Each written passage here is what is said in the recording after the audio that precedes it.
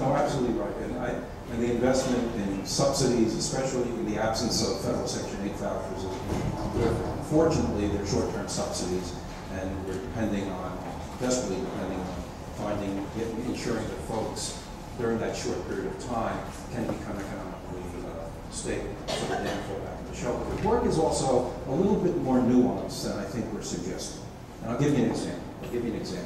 We are supported in we have a Family Resource Center in East New York, supported in large part by Homelessness Services. We appreciate it. No, and it's terrific funding. It provides us with really important core support from which other private funding we leverage for other private funding. But work is not as simple as we can move a young mom into a job and she can get out of the shelter. I'll give you an example. Recently, we had 11 young women at our Family Resource Center who were looking for work. We referred them to a job training program. They took the initial exam in order to get into the training program, and 10 of the 11 were rejected. Why? Because they could not read above an 8th grade level, and they all had high school diplomas. So that it's not simple, and I think that's the challenge. And that's not therefore to say, what the heck are you doing? That requires us to have a much different kind of conversation.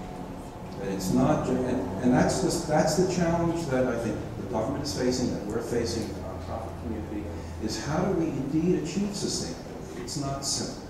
It's not as simple as saying, and I think we've talked about this, as we can move this young mom in a shelter to work. While she's in the shelter, she'll then be able to afford this market rate apartment, whether it's in East New York, the East Fremont section of the Province, or Manhattan, wherever you can see it. It's not that simple.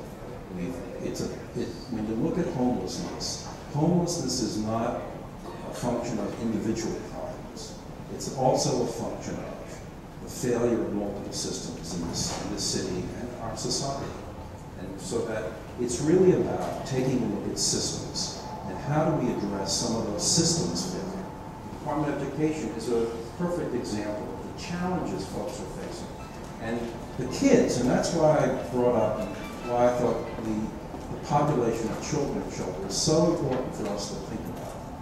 Because those kids are going to be the moms and dads who may be in shelter 10 years from now. And the question for us, and the difficult question for us as a city, and again, I'm not suggesting in any way that that's not a worry of yours or the administration, because it is, and I know that, for a whole host of reasons, both from a fiscal perspective for all of us, right? We want to sort of continue to run these mammoth shelters, but also from a human perspective. But that's the challenge. And it's some of the issues you're going to be talking about over the next several weeks about housing, about healthcare, all of those systems are systems that have failed so many people in the city. That's the different discussion we need now. How do we bring those folks to the table? How do we bring all of you to the table so we can bring different voices and start really challenging ourselves and challenging our assumptions about what kind of work we do, what kind of work we've been doing over the years. And I think that's what's really important about these discussions and about really understanding that it's not so simple. And in fact, if I can, one last thing, just about the mayor, so Seth can answer this, but Seth can say this. I would have preferred the mayor to say, instead of saying, I'm going to reduce it by 2/3, to say, this is a problem that we haven't confronted for years, that we have focused on shelter for decades and decades, and where are we now? Probably the highest number of homeless people since the Great Depression. And it's not going to be solved in my administration, but what I can do is begin to set the foundation for solutions. And that's not what he did. That would have been perfect. The problem, of course, we have as a nation, as we just saw last Tuesday, is that we run on election cycles, and that we always have to look to the short term and putting up the numbers. And that's the real challenge we need to face as a country, is how do we develop the political will to realize that these are very, very difficult, entrenched problems that can be solved. It's going to take Sorry. Sorry. The question of work, and we'll return to that. You can have the next 20. Yes. What do you think we need to do as a city to deal with that?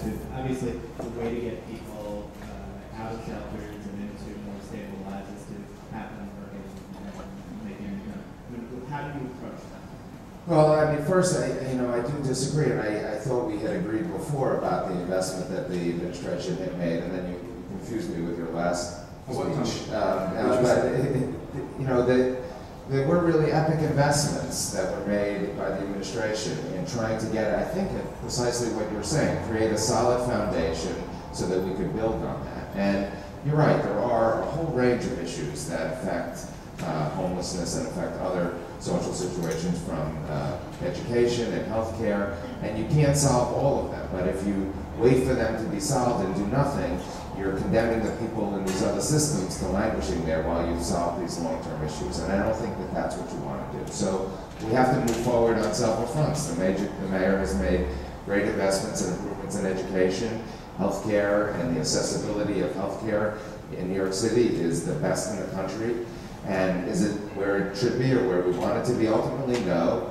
But we can't afford to wait for that to happen before we do anything about homelessness. So we're working on homelessness in concert with some of these other issues, knowing that ultimately you want them all to come together to lead to a better city, but you can't say we won't do anything until everything is solved, otherwise we'll be here for a while.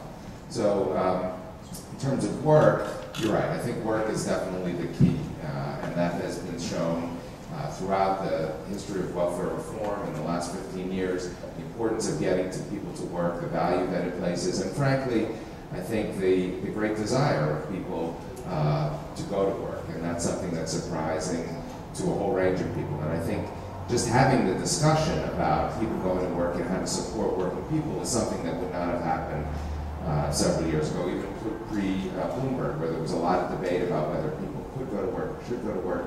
Now everyone agrees that people in the shelter system, just like low-income people everywhere, should go to work, and the argument and the discussion should be about how to support them in getting there.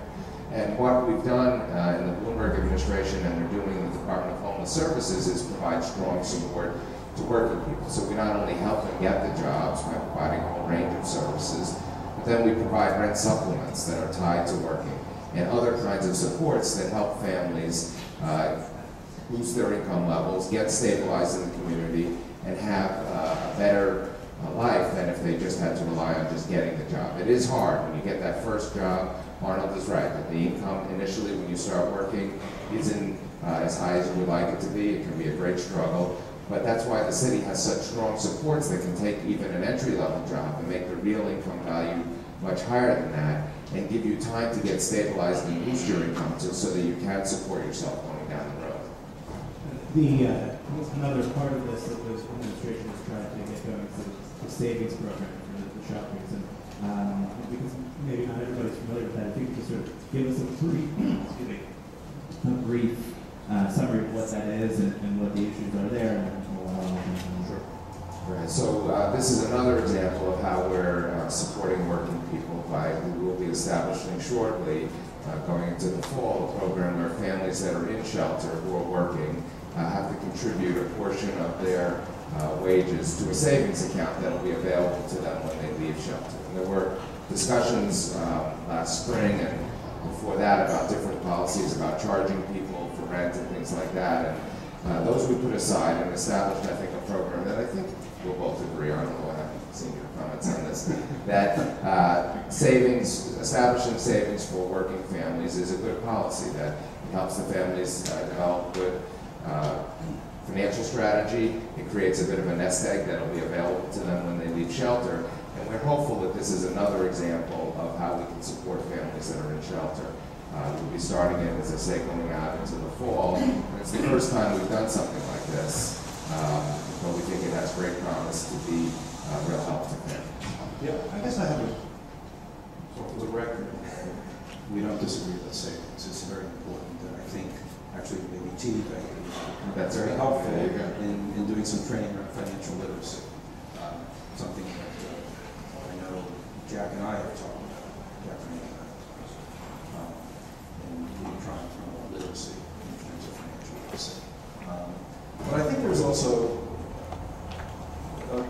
the the question that I have, and it's a challenge, and it's not about blaming, so you should know that, because this is not about bad intent.